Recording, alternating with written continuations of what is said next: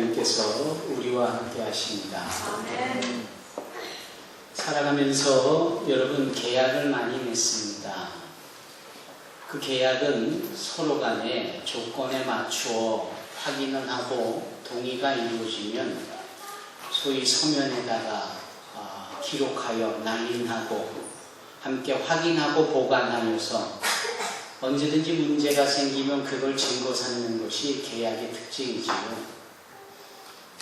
이사를 할 때도 또는 집을 매매할 때도 또는 보험 설계사를 통해서 보험을 들 때도 새로운 직업을 얻어서 그 업주와 더불어 일의 조건들을 나누어 기록하는 모든 것에 이르기까지 다 계약입니다. 계약이지요. 이 계약을 자세히 신경 쓰지 않으면 낭패를 당합니다.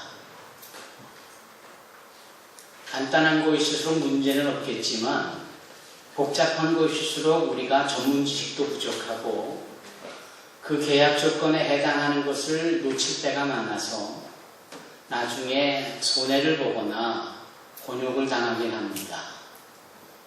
그래서 그 분야의 전문가인 변호사를 선임하여 사전에 계약을 대신하게 하기도 하지요. 여러분들은 그런 경험이 없으십니까? 왜 이런 말씀을 드리느냐 하면은 하나님과 우리 사이의 관계가 이 계약 관계겠느냐 하는 점을 말씀드리고자 합니다. 소위 그분이 우리에게 여러 조건을 내세우고 그리고 그 조건에 우리가 하나 둘 다 부합하는 그 조건에 딱 맞아떨어지는 그래서 계약에 서로 대상으로서 문제가 없게 되어지면 그분이 허락하시는 것을 우리가 받을 수 있고 거꾸로 우리가 요구하는 것을 그분은 다 주셔야만 하는가 하는 점에서 생각해 볼 때 하나님과 우리 사이는 결코 계약의 관계가 아닙니다. 그러면 어떤 관계일까요? 언약의 관계입니다. 따라해 보실까요? 언약의 관계입니다. 하나님과 우리 사이는 계약의 관계가 아닌 언약의 관계예요. 조목조목 조건에 부합하여야만 가능하고 유효한 그런 관계가 아니라 하나님께서 일방적으로 내가 너에게 이렇게 하겠노라, 내가 너의 삶에 이렇게 복을 주겠노라 약속하신 그 약속의 관계, 즉 언약의 관계입니다. 그래서 우리는 간혹 마치 계약이 파기될 때 어느 조건에 대해서 문제가 생겼거나 그것에 대하여서 이루지 못할 때 계약이 파기될 수 있는 그러한 부분으로 이해하는 그 입장에서 말입니다. 하나님 앞에서의 언약의 관계는 결코 물려지는 것이라든지 파기가 되어지는 것이라든지 그냥 없다고 해버리는 취소가 되는 일이 결코 없는 겁니다. 하나님께서 우리를 당신의 자녀로 삼으셨고 하나님께서 우리에게 복을 주시겠다라고 약속을 하셨고 하나님께서 너는 내 것이다 라고까지 언약의 관계로 선포하셨을 때 그것은 설령 우리가 받을 준비가 안 돼 있거나 설령 그것을 받아 소유하고 누리는데 참 부끄러운 존재로서의 인생의 걸음을 걷는다 할지라도 여전히 그 언약은 존재하며 여전히 그 하나님의 약속은 유효합니다. 오늘 본문의 말씀에 있어서 그 언약이라는 단어가 등장을 합니다. 사도 바울이 말하고자 하는 이 언약이 바로 그와 같이 하나님의 약속으로 인하여 주어진 하나님과 우리 사이의 관계라는 것을 의미합니다. 아브라함이나 그 후손에게 세상의 상속자가 되리라고 하신 언약은 율법으로 말미암은 것이 아니요 오직 믿음의 의로 말미암은 것입니다. 사랑하는 성도 여러분, 믿음의 첫사람이라고 여겨지는 아브라함, 우리는 그에게 믿음의 조상이라고 말하기를 조금도 주저하지 않습니다. 그는 하나님의 앞에서의 우리를 대표한 언약의 관계로서 약속되어진 존재입니다. 그가 특별히 무엇이 갖추어지고 지금까지 뭔가를 잘해왔고 앞으로 잘할 수 있는 가능성이 있기 때문에 그래서 하나님의 특권과 복을 받는 존재가 아니라 하나님께서 그를 특정하여 부르셨고 복을 주시겠다라고 약속하셨고 실제적으로 그에게 그와 같은 은혜를 부어주신 거예요. 그래서 아브라함의 이야기를 우리가 줄곧 살펴보면 말입니다. 그는 정말 하나님의 언약 관계가 아니고서는 하나님의 주시고자 했던 그 모든 복을 받을 만한 자격이 우리처럼 없는 자였어요. 만약에 계약 조건으로 계약 단계로 주어졌다면 그 계약 벌써 파기됐고 벌써 취소됐을 법한 삶을 산 사람이 아브라함입니다. 하나님께서 그에게 약속을 해주셨을 때 그가 믿었습니다. 믿었다라고 하면서도 여전히 일종의 소정의 절차를 거치기 위하여서 조그마한 재물을 준비하여 쪼갭니다. 2조각을 내는데 그래서 2조각이 난 사이로 서로 약속한 이 언약을 지키기 위해서 둘이 지나가야 되는 과정이 남아있는 거예요. 그런데 하나님 홀로 지나갔어요. 창세기 13장을 보니까 하나님 홀로 쪼개진 재물 사이에 지나가시고 그 언약의 주인공이라고 복의 주인공이라고 인정되어진 아브라함은 하나님이 그 언약을 지키시기 위하여 쪼개진 재물 사이로 걸어가시는 즈음에 아브라함은 쿨쿨 잠을 자고 있습니다. 이 여러 모양으로 봐도 아브라함이 하나님께 뭔가 잘 갖춰져 있거나 뭔가 공적이 있거나 칭찬받을 만한 일이 있거나 또는 가능성이 있어서라면 정말 그분은 아무것도 하나님 앞에 기대할 수 없는 존재였어요.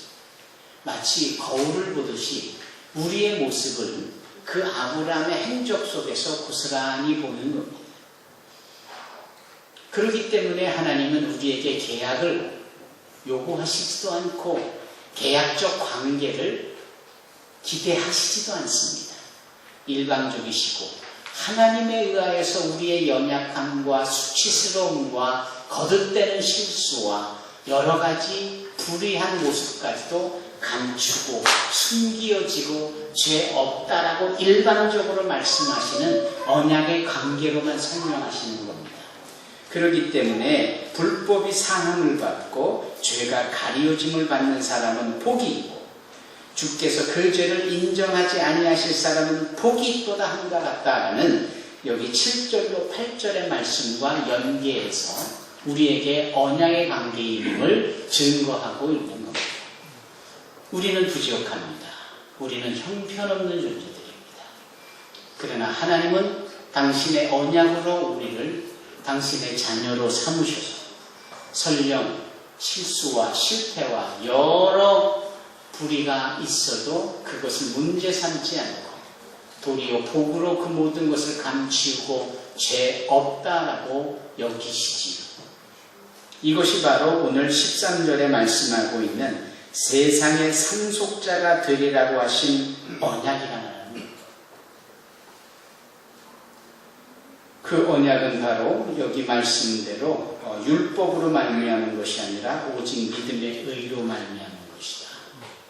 우리가 지금 몇 주째 이 믿음의 의를 붙잡고 있습니까?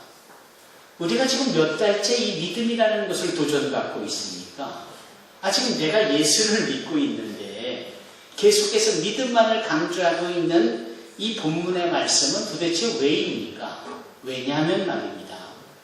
우리가 생각하는 믿음이 성경이 요구하고 설명하고 있는 하나님의 믿음이라고 인정하는 그 믿음과 다소 거리가 있기 때문에 그리고 우리가 생각하는 믿음과 주님이 인정하시는 믿음하고는 상당히 의미가 다르기 때문에 말씀 속에서 믿음을 강조함을 받고 믿음에 대하여서 도전과 점검을 받고 있는 겁니다. 하나님께서 언약의 관계로 아브라함을 택하셨을 때 그 택하여진 언약의 관계에 대하여서 아브라함이 아멘이라고 말했고 믿었다라고 말했고 하나님은 그의 믿음을 의로 여겼다라고 했습니다. 고로 이 믿음이라는 것은 결국은 하나님께서 언약을 주실 때 네 하고 받는 게 이게 믿음입니다. 아니 말씀만 하시겠고 안 주시겠지. 다음 내가 받을 자격이 없는데 이 뭐야? 고민하고 이러면서 시간이 가고 주저하는 것 믿음이 없는 거예요. 주님께서 공생의 사역을 행하시면서 거듭거듭 안타까워하신 부분이 있다면 그건 바로 믿음이 적은 자들의 모습을 볼 때마다 안타까워하시는 거예요. 믿음은 없는 것은 아닌데 믿음이 적은 거예요. 믿음이 없는 것은 아닌데 믿음에 대해서 잘 모르는 거예요. 선교사님들이 최초로 한국에 복음을 전하고 하는 이런 시대 때 그 선교사님들이 오셔서 소학교에서도 공부를 가르치는 선생님으로도 수고했잖아요. 어느 선생님이 품에서 이런 파카 볼펜 만년필을 꺼냅니다. 자, 여러분, 선생님이 여러분들에게 파카 만년필을 줄 테니까 누구든지 와서 받아가세요. 거기 모여진 60, 70명 되는 학생들이 조용한 겁니다. 미동도 없는 거예요.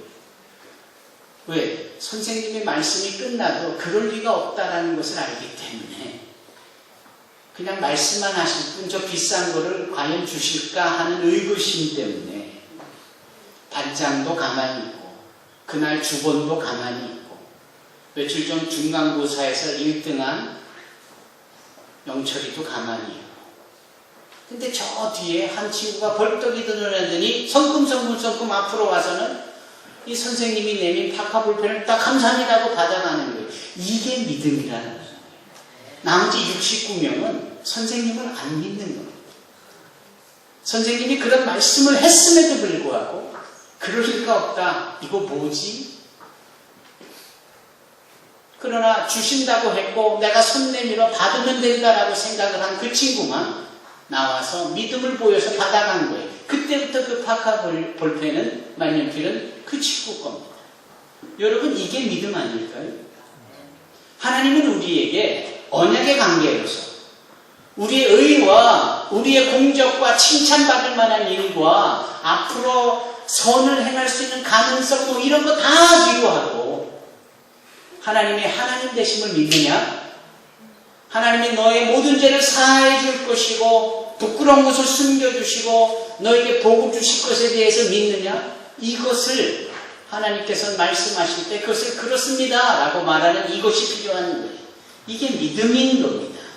아브라함이 그런 거예요. 그래서 네 자녀가 저 밤하늘에 빛나는 별처럼 많아질 것을 믿느냐? 그럴 때 처음으로 아멘 믿습니다 그랬다라는 거예요. 누가? 아브라함이. 그걸 보고 그 믿는다라고 고백하는 이 아브라함의 그 믿음을 하나님께서 의로 여기셨다. 창세기 15장의 말씀입니다. 그러니 하나님께서 아브라함에게 보신 것은 그의 지나온 날들의 선한 삶, 아름다운 삶, 순종의 삶, 조카 롯을 구한 삶, 이런 거 말고 오직 단 하나 하나님이 말씀하신 것에 대해서 믿음의 말을 통하여 그것을 받아들인 이 믿음, 그것을 보신 겁니다. 오늘날 우리가 그것을 보일 수 있는 자들이 되어야 합니다. 이것이 있는 자들이 소위 세상의 상속자다. 오늘 본문에 그렇게 말씀하고 있습니다. 세상의 상속자, 상속자라는 것은 뭐예요? 부모의 유산을, 유업을 받을 수 있는 자격이 있는 자를 상속자라고 그러잖아요. 세상의 상속자라는 것은 세상에 남겨진 모든 것의 주권을 인정받을 만한, 세상의 모든 소유권을 가지고 있는 것이 세상의 상속자예요. 와, 세상의 소유권을 가지고 있다? 누가 그것을 가질 수 있을까? 어떻게 하면 그것을 지닐 수 있을까? 단 한 가지, 하나님을 믿으면 세상에 소유권을 줄 수 있고 세상의 상속자가 될 수 있는 겁니다. 너무나도 간단한 내용을 우리는 너무나도 어렵게 생각하고 복잡하게 생각하고 겸손을 가장한 자격 없음의 여러 이유를 대모로 하나님이 주시겠다는 것을 믿음으로 표현하지 못하고 안 믿고 마는 거예요. 그런 자들에게 세상의 상속의 의미가 있을까요? 세상의 소유권이 주어져서 세상이 졸졸졸 따르는 역사가 있을까요? 저는 어린 영혼들을 축복할 때마다 시편 23편의 말씀으로 축복합니다. 내 평생 여호와의 선하심과 인자심이 정녕 나를 따르리니, 이런 표현이 있거든요. 내가 여호와의 선하심과 인자심을 주세요, 부어주세요 이러지 아니해도 그분의 인자심과 선하심이 나를 따라요. 나를. 내 그림자처럼 결코 나를 떠나지 아니하고 내가 어디를 가든지 하나님의 말씀을 이렇게 표현해서 정말 죄송합니다만 나를 졸졸졸졸 따르는 게 하나님의 선하심과 인자심이에요. 이게 세상의 상속자들이 누리는 특권이고 세상 상속자들이 즐길 수 있는 권세입니다. 그리고 이것을 얻는 데는 학력, 물질의 풍요함, 몇 세대에 걸친 믿음 아닙니다. 큰 교회에 출석하는 성도로서의 자격 천만의 말씀이에요. 단 한 가지. 뭐라고요? 믿음. 하나님이 말씀하시는 것을 믿는 것, 받아들이는 것, 수용하는 것. 주신다 하니 손 내밀어 받는 것입니다. 이게 믿음인 거예요. 저와 여러분들이 모두가 다 이 세상의 상속자가 되기를, 주님 앞에 믿음을 보임으로 그 세상의 상속자라고 인정받는 자들이 되기를 주님의 이름으로 축원합니다. 네. 아브라함이 하나님께로부터 땅을 부여받습니다. 이 땅이라는 것은 상당히 의미 있는 것이죠. 성경에 나오고 있는 이 유업이라든지 상속이라든지 이건 다 10종 8구 땅을 의미합니다. 부동산이죠. 러시아의 문호 톨스토이가 이런 글을 썼어요. 신앙의 단편과 같은 소설이죠. 사람에게는 몇 평의 땅이 필요한가? 사람에게는 얼마만한 땅이 필요한가? 어떤 사람에게 놀라운 기회가 주어집니다. 그 사람이 발로 밟는 땅은 다 자기께 되는 거예요. 그러니까 그 사람은 그 이야기 약속을 받은 후부터 부지런히 동서남북을 헤집고 다니면서 뛰어다니면서 자기의 발로 땅을 밟아요. 밟는 땅은 다 자기가 되니까. 그렇잖아요. 근데 그냥 밟아도 되는 자기의 땅을 걷지 않고 뛰기 시작합니다. 왜? 그래야 더 빨리, 더 많이 자기 땅이 되니까. 숨이 턱까지 차오르는데도 쉬지를 않아요. 심장의 박동수가 안개를 넘는데도 쉬지를 않아요. 조금이라도 더 움직여야 한 평이라도 더 내 땅이 되니까. 그래서 불이 나게 숨이 턱까지 차오르면서 심장의 한계에 도달을 했는데도 멈추지 않자 마침내 그가 달리는 중에 그만 심장 쇼크로 세상을 떠납니다. 나들보라진 그의 시신이 관으로 들어가고 관은 또 땅에 매장이 되어지지요. 한 사람의 관이 땅에 매장될 때 드는 땅의 평수가 몇 평이면 될까요? 반 평이면 되지요. 사람에게는 몇 평의 땅이 필요한 겁니까? 반 평인데. 요즘은 그것도 크고 땅이 모자르고 또 깨끗한 곳을 추구한다고 해서 화장을 하고 유골함에 담아 그렇게 납골당에 넣어놓으면 그거 한 뼘도 안 되는 그 공간이 사람에게 필요한 공간 아닙니까? 예. 아브라함에게도 그런 기회가 주어졌어요. 아브라함에게 그런 기회가 주어졌는데 아브라함에게는 더 쉬운 방법이 주어졌어요. 그리고 그 약속의 주체가 하나님이세요. 뭐라고 그러셨느냐? 아브라함아, 네가 눈으로 보는 땅을 내가 너에게 다 주마. 그랬습니다. 그랬더니 아브라함은 그 어리석은 자처럼 뛰어다니지 않아도 되는 거죠. 발로 밟지 않고도 자기 땅이 되는 거예요. 언제? 자기 눈으로 그 땅을 다 보면. 그렇다면 우리네 생각이라면 가장 높은 산 꼭대기를 올라가야 되겠지. 산 꼭대기에도 바위 위에 올라가야 되고 바위 위에도 할 수만 있다면 자그마한 돌을 올려서 조금이라도 더 높아져야 더 멀리 보니까 자기 땅이 되는 거 아니겠어요? 근데 아브라함은 그러지 않습니다. 오히려 헤브론이라는 곳으로 내려가더니 거기에 조그만 예배당처럼 교회를 장막을 짓고는 거기서 예배를 드려요. 그 말의 의미는 뭐예요? 하나님 땅 필요 없습니다. 하나님과 함께하는 이 자체가 이미 세상의 모든 것을 소유하고 누리는 복의 존재인데 그 땅 뭐 관심 없습니다. 라는 대단히 성숙한 모습을 보인 자가 아브라함이에요. 예수님께서 공생의 사역을 시작하시면서 이 땅에서 행하신 가장 처음 행하셨던 설교 말씀이 있다면 마태복음 5장에 시작되는 산상수훈의 말씀입니다. 다른 말로 하면 팔복강해죠. 복을 8가지로 이런 사람에게는 이런 복이 있다 라고 하면서 예를 들면 심령이 가난한 자는 복이 있나니 천국이 저의 것이니요 라고 시작하는 8가지 복에 대한 설교를 하시죠. 그 중에 이런 설교를 하십니다. 온유한 자는 복이 있나니 저희가 땅을 기업으로 얻을 것입니다. 여기서 말하는 이 땅이 도대체 우리가 말하는 부동산일까요? 지금 여러분들 가운데 친정이 됐든 시댁이 됐든 어느 시골이 됐든 야산도 가질 수 있으시겠고 땅도 가지고 계신 분들도 계시겠고 그 땅을 온유한 자가 복을 얻어서 더 많이 갖게 된다는 뜻이냐? 그 뜻이 아닌 거죠.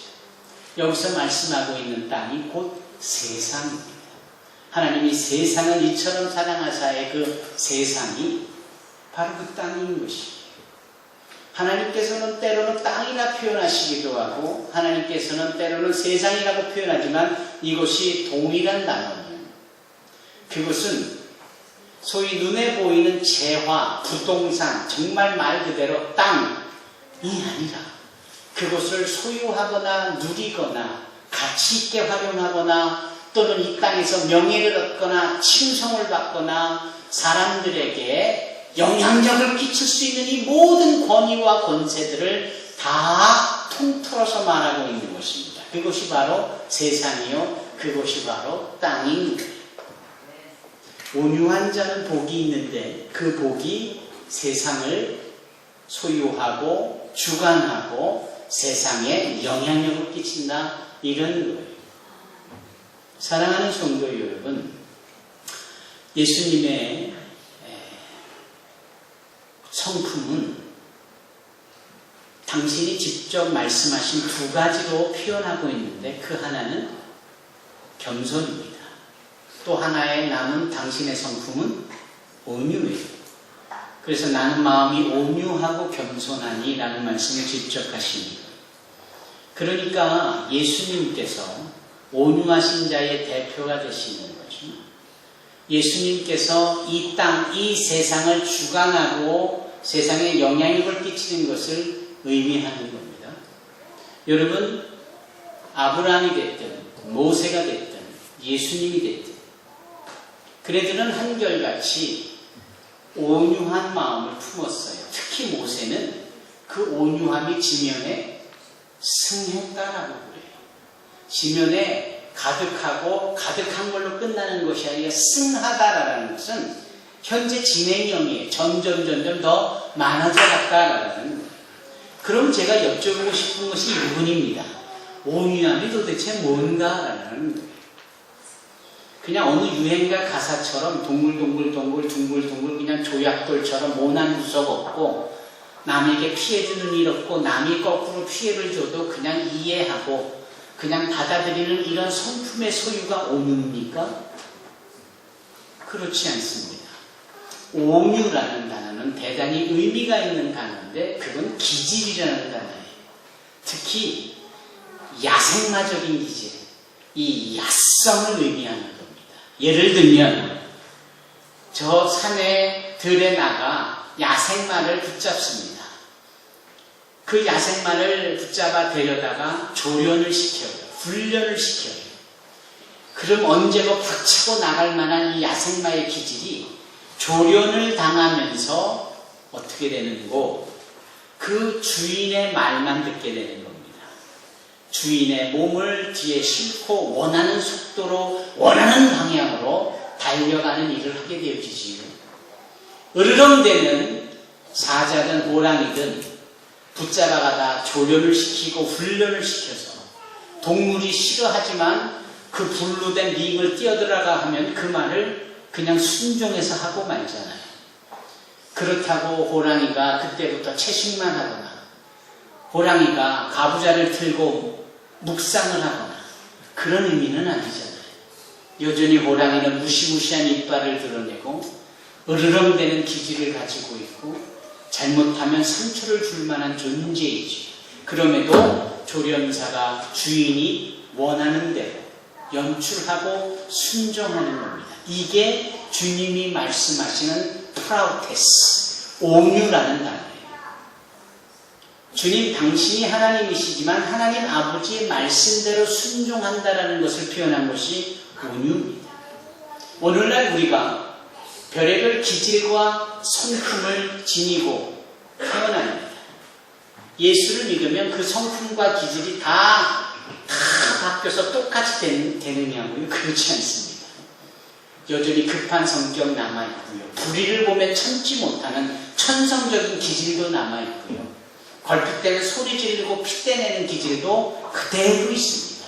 다만 예수를 믿고 나면 그 분을 내고 화를 냈던 것도 자기 자신을 위해서 내지 않고 내 인생의 주인 대신 주님을 위해서 낼 수 있는 주님이 시키시는 대로만 하는 겁니다. 오늘날 우리가 예수를 믿으면서도 온유하지 못한 이유는 늘 자기의 성품과 기질을 여전히 나의 인생의 주인 대신 주님이 시키시는 대로 그분의 말씀대로 그분이 요구대로 하지 않고 내 멋대로 내 마음대로 하니까 그런 겁니다.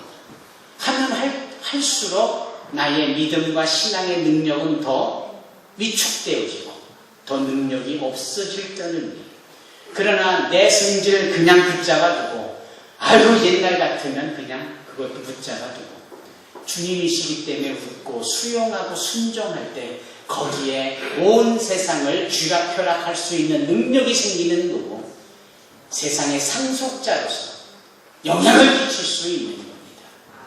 그래서 이러한 믿음을 말하고 있는 히브리서 11장에 보면 이와 같은 믿는 자들에게는 세상이 이기지 못한다라고 이렇게 히브리서 11장의 38절에 말씀하고 있습니다.